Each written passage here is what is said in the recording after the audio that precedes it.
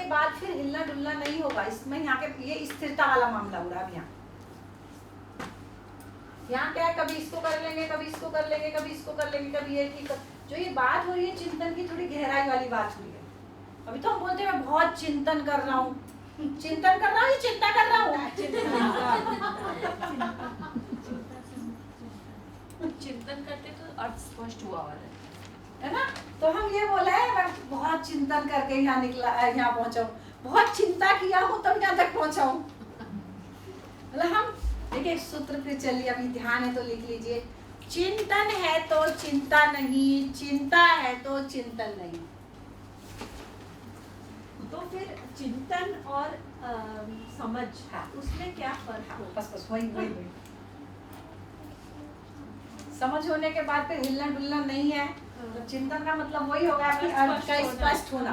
मतलब अर्थ का ये हो गया कि अब यही है, ये कम ज्यादा होने वाला इसमें नहीं है। आपको एक एग्जांपल से इसको क्लियर करते हैं, ठीक है। एक शब्द है पानी। क्या है पानी का मतलब? जल। और वाटर, नीर, वारी। वारी देखिए कितने पढ़े लिखे हैं हम सब।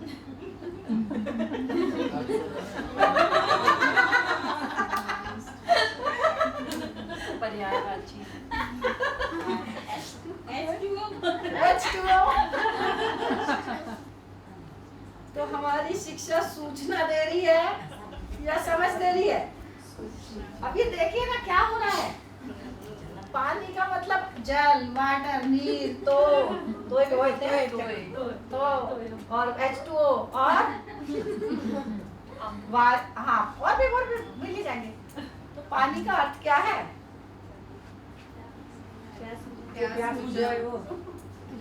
अर्थ क्या है? अर्थ ही तो पूछ रही हूँ। चिंतन का मतलब है अर्थ होना, पानी का क्या अर्थ है? यही तो बात है। उसको एग्जांपल से तो दे रहे हैं। तो पानी का अर्थ क्या है? जल, वाटर, नीर, वारी। नहीं, पानी का अर्थ नहीं है ये जल तो वगैरह। ये तो आप पर्यायवाची पूछ रही है। मैंने कहा मैं तो पर्यायवाची शब्द यूज ही नहीं किया। मैंने तो अर्थ ही पूछा है। मैंने कहा पर्यायवाची बोला। आपने पर्यायवाची नहीं पूछा। आप लोग पर्यायवाची बता रहे हो, ठीक है। देखिए विलोम शब्द पूछो, माता का विलोम क्या है? सारी एजुकेशन देखिए क्या हालत में पड़ी है। अब माता का उल्टा पिता उल्टा बताइए। ये देखिए कि माता और पिता एक दूसरे के विरोधी हैं, एक दूसरे के पूरक हैं। तो उस शब्द को ठीक किया जाए कि माता का पूरक क्या होगा? पिता। विलोम की जगह पूरक बताओ, ऐसा होगा। तो एक एक चीज पे अपने को ध्यान देना है कि माता पिता का पूरक माता है ना। मतलब एक दूसरे के पूरकता के अर्थ में है। अब हम पढ़ाई विरोधी रहे तो विरोध तो करेंगे ही। और उनका विरोध माँ बच्चों को झेलना पड़ता है। कितने खुश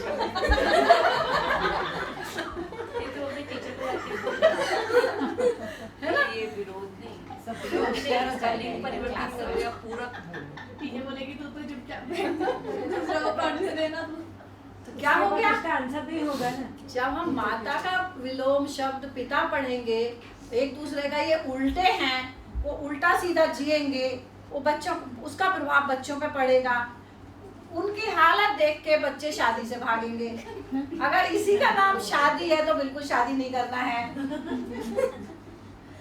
देखिए बच्चे जैसे अपने माँ बाप को जीता देखते हैं, उनको लगता है कि अगर इतना झगड़ा करके जीना तो शादी ना करना ज्यादा अच्छा। देखिए कहाँ से हम एक एक शब्द को ठीक करने की आवश्यकता है कि हम कहाँ खड़े हैं। तो क्या निकल के आया वास्तव में यहाँ आ जाए अपनी बात कि चिंतन का मतलब है अर्थ स्पष्ट होना। अर्थ स्पष्ट होगा, उसकी निरंतरता है। फिर ऐसा नहीं कि अर्थ बदल जाएगा। जैसे बात हुई कि मूल्य जो है, मतलब वही देखिए कहीं ना कहीं वही जा रहा है शब्द मूल्य, उपयोगिता, अर्थ। जो उसकी उपयोगिता है वो घटती बढ़ती नहीं है। तो पानी का अर्थ क्या हुआ? पानी का अर्थ है प्यास बुझाना, है ना। अब देखिए, चाहे वो पानी कहीं भी होगा, अब उसकी उपयोगिता इतनी है कि वो प्यास ही बुझाने के काम आएगा। वो किसकी पानी? प्यास। तो केवल मानव की प्यास बुझाता है क्या? नहीं। देखिए, अब धरती की भी प्यास बुझाता है, वो पेड़ पौधों की भी प्यास बुझाता है, वो पशु पक्षी की भी प्यास बुझाता है, मानव की भी प्यास बुझाता है।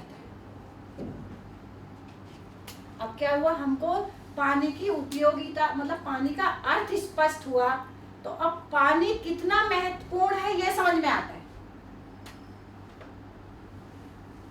ये पहुंच गई बात, पानी की जब प्राकृतिक बात हो रही कि पानी तो प्राकृतिक है, जब ये समझ में आता है कि पानी सबकी प्यास बुझाता है, धरती की भी, पशु पक्षी की भी, पेड़ पौधों की भी, मानव की, उसका अर्थ स्पष्ट हो गया।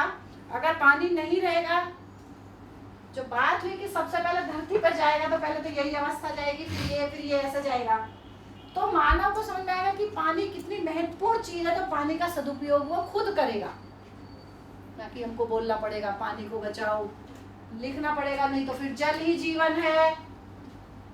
जगह जगह बोर्ड क्या लगे, पढ़ा कभी नहीं? जल को बचाओ, जल हमें बचाओ। जल को बचाओ, जल ही जीवन है। ऐसे लिखने की जरूरत पड़ेगी फिर क्या? जब हमको पानी का अर्थ स्पष्ट होगा, मतलब वास्तविकताएं जैसी हैं, हमको ये पकड़ में आएगा, ये बोर्ड लगाने की हमको जरूरत नहीं होगी। तो जल है तो शरीर है, जीवन कहीं मरता नहीं है, जीवन मरने वाली चीज नहीं है। जल की आवश्यकता जीवन को नहीं है, जल की आवश्यकता शरीर को है। तो इसको भी ठीक करना पड़ेगा, इसको मिटा के जहाँ ये बोर्ड लगा लिखा देखें, उसको ठीक करने की हमको जरूरत है कि जल की आवश्यकता शरीर के लिए है। हम स्वयं को शरीर मानते हैं तो देखिए सारा ऐसे ही मिलेगा। ठीक है, तो क्या मतलब हुआ कि पानी का अर्थ है प्यास बुझाना, तो पेड़ पौधों की भी प्यास, सबकी प्यास बुझाता है। ये अर्थ स्पष्ट होता है कि हम पानी का सदुपयोग कर पाते हैं। अब ये हिले डुलेगा क्या? अब मेरे को एक बार ये स्पष्ट होगी कि पानी कितना महत्वपूर्ण है, इसका अर्थ स्पष्ट हो गया कि ये सबकी प्यास बुझाता है, ये अर्थ स्पष्ट हो गया, मतलब ये चिंतन हुआ हमारा। अभी क्या है, थोड़ी देर ये होता है, फिर चिंतन हमारा चेंज होता रहता है। तो चिंतन नहीं है, वो जो बात हुई कि वो चिंता, एक तरह से विश्लेषण ही चल रहा है, कभी ठीक है कभी गलत है। तो चिंतन होने के बाद उसका फिर ऐसा नहीं कि हम उसको वैसा नहीं कर पाएंगे, भूल जाएंगे, उसकी फिर निरंतरता हो गए। हाँ, दृढ़ हो गए, मतलब वही मतलब आ गया संकल्प, फाइनल दृढ़ हो गया, मतलब वही संकल्प। इससे देखिए कैसे शब्द भी कैसे जुड़ा हुआ, तुरंत अगला वही आएगा। दृढ़ हो गया, दृढ़ शब्द यूज किया, मतलब संकल्प।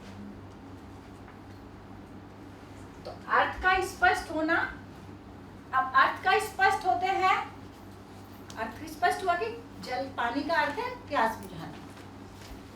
अब उसका क्या हो गया, अर्थ स्पष्ट हुआ। अब ये अर्थ में हमारा हिलना डुलना नहीं है, यहाँ हुआ अर्थ का स्पष्ट होना। अब अर्थ का ये होना यही है, कोई हिलने डुलने वाला नहीं है, इसका नाम है बोध। जब बोध हुआ यही है, तो उसका फिर हम क्या करेंगे, जीने का संकल्प। अभी क्या है संकल्प, आज करते हैं, थोड़ी देर बाद टूट जाता है, अभी हम उसको संकल्प बोलते हैं। संकल्प हुआ यही है, हम जीने का, जीते हैं, मतलब उसका जीने का संकल्प हुआ, जीते हैं, उसकी जीने की निरंतरता बनती है अनुभव। पहले ये अर्थ का स्पष्ट होना, कहाँ से शुरू, गाड़ी उठाने की बात जो शुरू हो रही है यहाँ से हो रही है। अर्थ का स्पष्ट होना, अर्थ यह है, फिर उसके बाद उसको बोध में जाना, हाँ यही है, उसके बाद जीने का संकल्प बनना, और उसमें जीने की कंटिन्यूटी होना, मतलब जीने की निरंतरता है, वो अनुभव। और उसको वापस में मेरे को अनुभव हुआ, मतलब वो बात मेरे को समझ में आई, तो दूसरों को क्या होगी, प्रमाण। दूसरों को तो प्रमाण दिखाई, मेरे को समझ में आई, लेकिन दूसरों को कब पता चलेगा? जब मैं वैसा गति के रूप में, ये स्थिति है और ये गति है, जब मैं वैसा जीऊंगी तो वो मेरा प्रमाण देखने के बाद उनको पता चलेगा।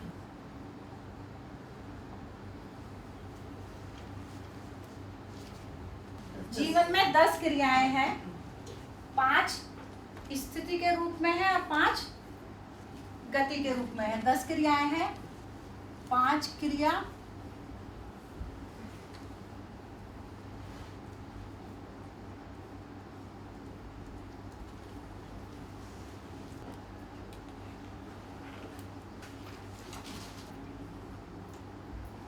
जीवन में कुल 10 क्रियाएं हैं, है ना? 5 स्थिति के रूप में है, 5 गति के रूप में है। तो कितनी ये हैं? 5 10 क्रियाएं कौन कौन सी? 10 क्रियाएं ये हैं, 5 स्थिति के रूप में और 5 गति के रूप में। बिना स्थिति के गति होती नहीं है। कोई चीज है तभी वो गति करेगी। जहां आस्वादन की क्रिया हो रही है, क्योंकि क्रिया ही है ना, जहां आस्वादन की क्रिया हो रही है उसके बाद उसका चयन होगा। जहां आस्वादन की क्रिया हो रही है उसका जो जहां जिस जगह हो रही है उसका नाम है मन, है ना? जहां आस्वादन, जहां स्वाद लेने की क्रिया हो रही है उसका नाम है मन।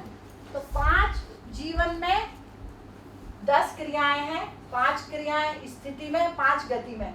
ऐसे ही 5 अक्षय बल हैं और 5 अक्षय शक्तियां हैं। 5 अक्षय शक्तियां हैं। अक्षय क्यों बोल रहे हैं इसमें? जो कभी क्षय नहीं होती, जिसका कभी क्षय नहीं होती, नाश नहीं, है ना? हम कितनी इच्छा करें, हम कितना ही विचार करें, कभी खत्म होता है क्या? उसकी वस्तु अंदर की चेंज हो सकती है, नेगेटिव चल रहा है पॉजिटिव चल रहा है वो नहीं, पर हम कितना ही इच्छा करें, कितना ही विचार करें, उसकी कंटिन्यूटी मतलब हमेशा चल ही रहा है। इसलिए इसको बोला अक्षय शक्ति है, क्योंकि ये शक्ति मतलब गति के रूप में दिखाई दे। तो जहां ये आस्वादन की क्रिया हो रही है उस जगह का नाम है मन। जहां ये तुलन की क्रिया हो रही है उस जगह का क्या नाम है? जहां विश्लेषण की क्रिया, विचार की क्रिया जहां चल रही है उसका नाम है। जहां चिंतन की क्रिया हो रही है उसका नाम है चित्त। चित्त शब्द भी शायद पहले आया था, अभी थोड़ी देर पहले, है ना? जहां चिंतन, जहां हमारा चिंतन की क्रिया हो रही है, चित्त बोलते हैं मेरे चित्त में ऐसा शब्द तो है, मेरे चित्त में ऐसा हो रहा है, मतलब वही चिंतन चल ही रहा है, मतलब जो चित्रण मतलब चित्त में अर्थ स्पष्ट हो जाते हैं। हाँ, मतलब क्रिया जहां इसकी हो रही है वो चित्त में हो रही है। जहां बोध की क्रिया हो रही है उसका नाम है बुद्धि।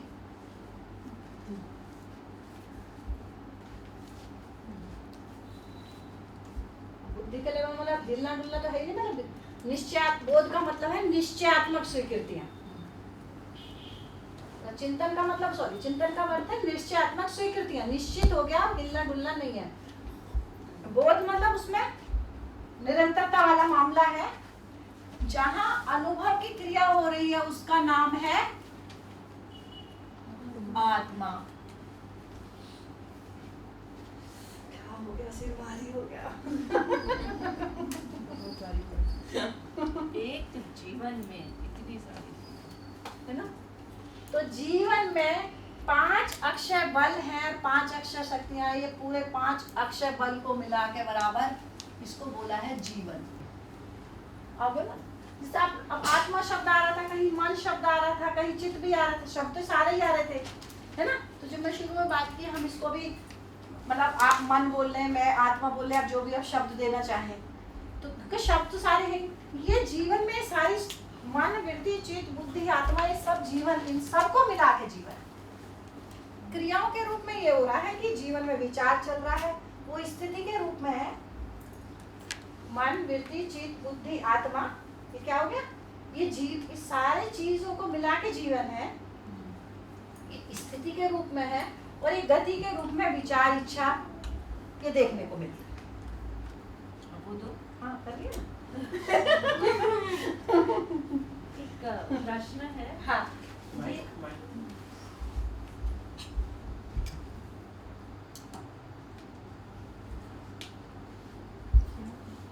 जो अनुभव आपने बताया कि वो आत्मा अनुभव, जहाँ अनुभव की क्रिया जो होती है वो आत्मा में होती है। आत्मा में होती है। हाँ, अनुभव। पर अनुभव तो शरीर भी करता है, तो बताइए कोई एग्जांपल। नहीं कुछ भी हाँ हाथ जल गया, ठंडा लग गया ऐसा कुछ भी आपने डिसीजन लिया तो जो भी रिजल्ट आता है तो अनुभव मन में भी होता है और शरीर के रूप में भी फील होता है, तो वो हाउ कैसे अलग करें उसको, आत्मा ही क्यों बोलते हैं, वो मुझे समझ में नहीं आती। चर्चा करते हैं। पहली बात तो के लिए हो कि जो आप बोल रहे हैं कि शरीर में भी अनुभव होता है, पहले तो इसको रखा जाए। मान लो ये हुआ कि मेरा हाथ जल गया, इसकी ये इस बात का पता किसको चला? मेरे को चला, शरीर को चला, शरीर को है ना? तो अनुभव करने वाला तो पहले मन पे ही आ जाइए आप। तो अनुभव शरीर तो करता नहीं है, ठीक है? तो ये वाला अच्छा, यानी शरीर तो 5 इंद्रियों में स्पर्श होता है के द्वारा तो शरीर के शरीर, शरीर हाँ, बराबर। है ना? तो शरीर में कुछ हुआ, अब सिंपल सी बात ले लीजिए कि दुख और दर्द। हाँ, दुख किसको होता है, शरीर को या जीवन को? जीवन मन में दुख होता है। मन में, वही जीवन। अभी मेरा मतलब मैं मन बोल रही हूँ, बस जीवन बोल रहे हैं, आप मन बोल रहे हैं। बात उतने मतलब शरीर में नहीं हो रहा है ना? ये तो हो गया स्पष्ट। अब दूसरा, बस तो वो अनुभव आत्मा से रिलेटेड है, क्योंकि हाँ तो अब ये वो देखिए क्रिया हमने शरीर से जरूर की है, हाँ, पर वो अनुभव तो आत्मा से। आत्मा तो स्वाद का, क्योंकि स्वादन ये मन जो है शरीर से सबसे ज्यादा पास जो है वो शरीर के मन है। हाँ, सबसे पास क्या है, शरीर के सबसे पास मन है। इस है ना, सबसे पास शरीर, मन के सबसे पास शरीर है, इसलिए हमारा आस्वादन सारा शरीर सापेक्ष रहता है। मेरे 3 जो आस्वादन की बात हुई थी कि इसलिए हम रुचि मूलक आस्वादन में, क्योंकि आस्वादन की क्रिया कहाँ होती है, मन में, और मन शरीर के सबसे नजदीक है, तो इसलिए हमारा सारा आस्वादन शरीर सापेक्ष ही होता है। अनुभव की क्रिया कहाँ आत्मा में जाके देखिए होती है, पर शब्द हम क्या यूज करते हैं, मेरे को अनुभव हो गया, मेरे बाल ऐसे ही सफेद नहीं है, मुझे इस बार इतने बाल का अनुभव है।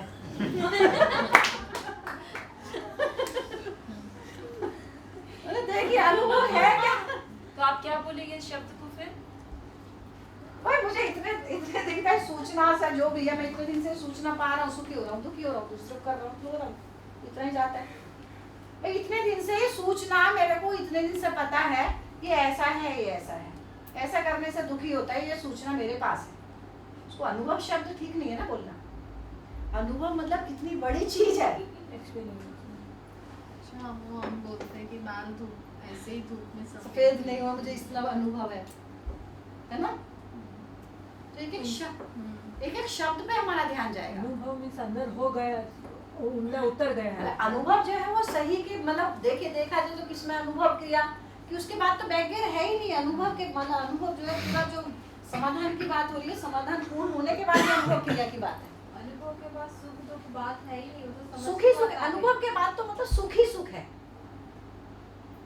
निरंतर सुख की के बात बाद प्रमाण है ना? प्रमाण अरे मेरे को अनुभव हुआ कि मैं समझ गई, लेकिन फिर दूसरों को प्रमाण के रूप में तो मेरा जीना ही गति होगी, तो मेरा दिखाई देगा। मतलब आपको कैसे पता चलेगा? मेरे जीने से ही पता चलेगा ना। मैं कितना ही अच्छा बोलती रहूं, लेकिन आपको तो मेरा जीना ही प्रमाण होगा कि मैं कैसा व्यवस्था में भागीदारी होती हूँ, है ना?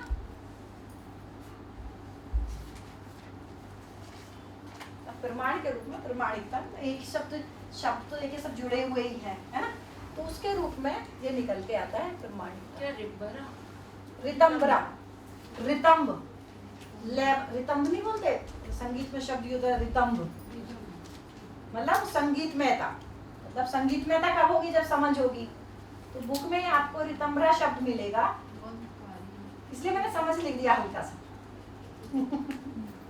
है ना? रितंब है ना? रितंब मतलब ताल में होना, तालमेल में होना मतलब व्यवस्था में होना। मतलब इस पेन के अंग अवयव तालमेल में है, व्यवस्था में है, तभी ये लिखने का काम कर रहा है। क्या लिखे? प्रमाणिकता। प्रमाणिकता। एक आपने जो बोला कि अनुभव के आ जाने के बाद सुख ही सुख है, वो कैसे? वही बोली। अनुभव का मतलब है मतलब समाधान। पूरा हम समाधान को पाते हैं, मतलब वास्तविकताएं जैसी हैं हम वैसा जीते हैं।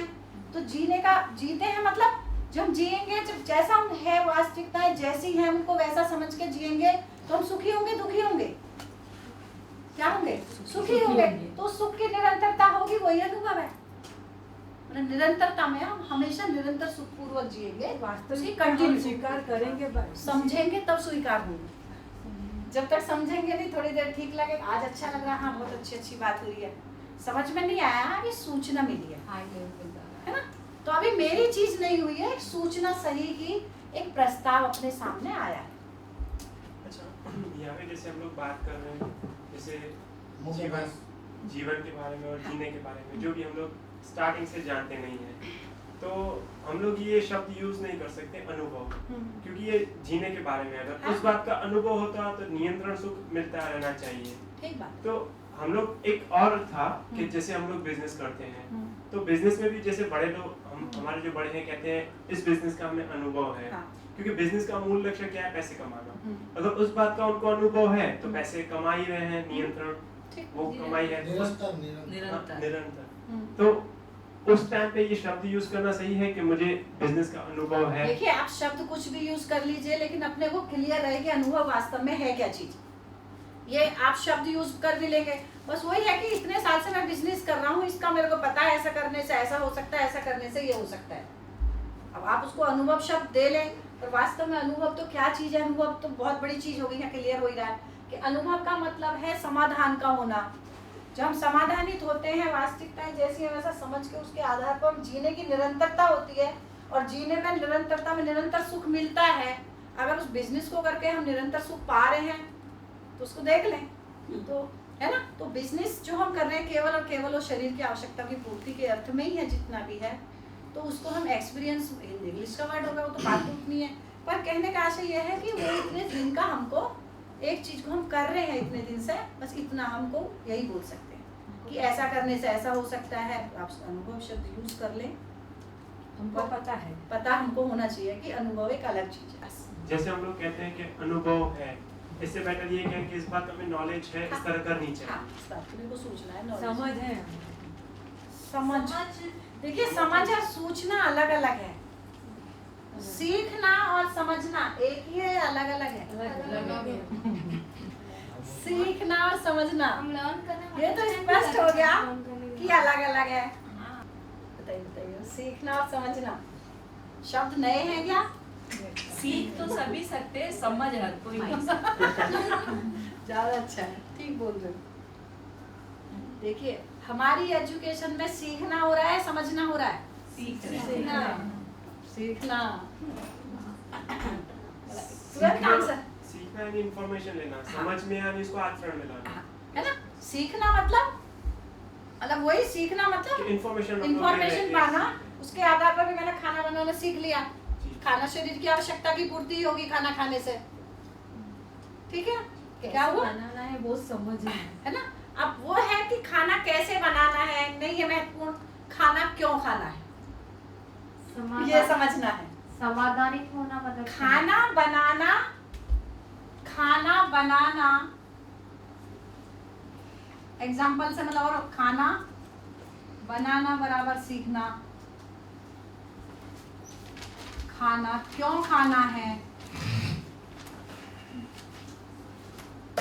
बराबर समझना,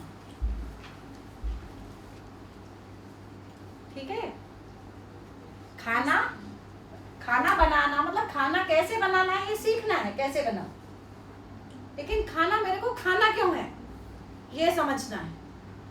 खाना क्यों खाना है मतलब मेरे को शरीर की आवश्यकता क्यों, शरीर क्यों,